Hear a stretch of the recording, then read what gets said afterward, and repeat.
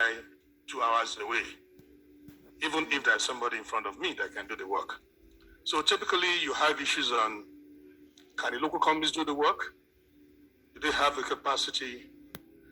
Would they be cost effective, over time?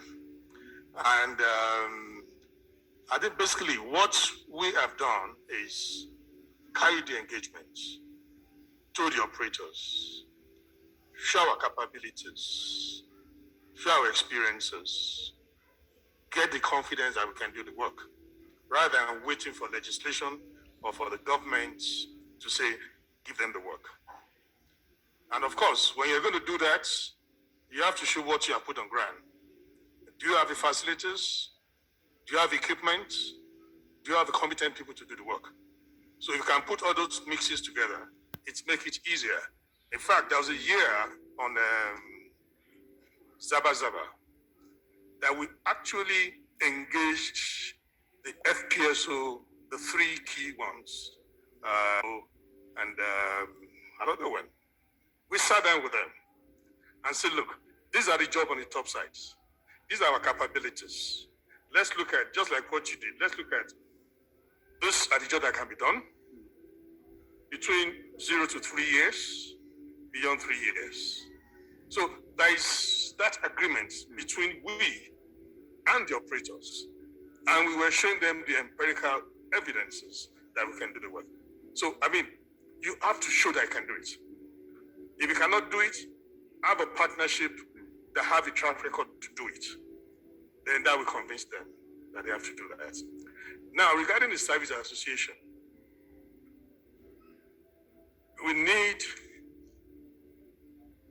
there are different approaches. There are current service providers in Namibia.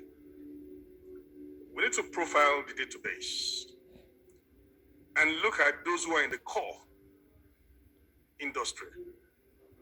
Look at those who are ready, who has what. So that means basically you need to put some parameters in place and use that to try and have an effective association.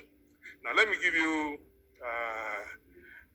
we are working with Ghana and Uganda to reorganize our service association, because being landlocked, the very first, and then being offshore, the very first opportunities available will be logistics. Either from the vessel, marine vessels, or from Mombasa or Dar es Salaam, into truck owners. So the early association members are mostly logistics people, including client agents, freight forwarders. And now that the oil activities is coming up, we say, okay, fine. What did you do is, even within logistics, set the parameters. Do you have trucks? Do you have lifting equipment? Do you have warehouse capacities? Or you're just briefcase client agents? So basically, you can use that to sift that group and then create about 3 or 4 or 5 different technology groups. Fabrication, facilities, well services, even if you don't have, or create the shells. And then gradually, so in the same vein, I expect, and we will work. In fact, I expect, and we will work. In fact, I had a little discussions with somebody today. I said, look, we will support and see how we can support to create the association. We work with Senegal. We understand each other. They set up a company, and we're trying to see how they can grow it. We work with Mozambique, and try to see how they can build a proper association. Because once you have that, you have a group of people with a common purpose. We lobby, we sit down, review the amendments to the law. If it's not beneficial to us, the local service providers, we create our own propositions, we meet the assembly, we publicize it. So real advocacy. So basically, we also try to share knowledge, share training, and share exposure. Yeah. So the same thing we have to do in Namibia. Thank you.